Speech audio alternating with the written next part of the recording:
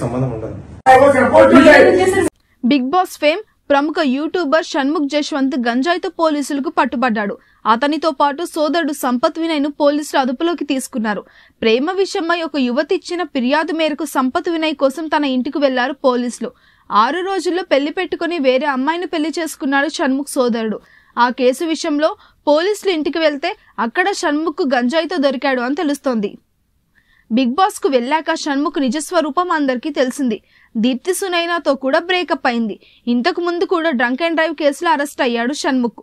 ఇక ఇప్పుడు ఇది రెండోసారి.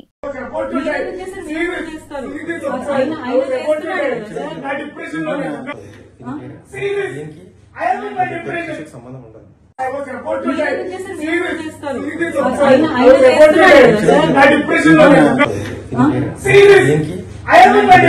సంబంధం ఉండదు.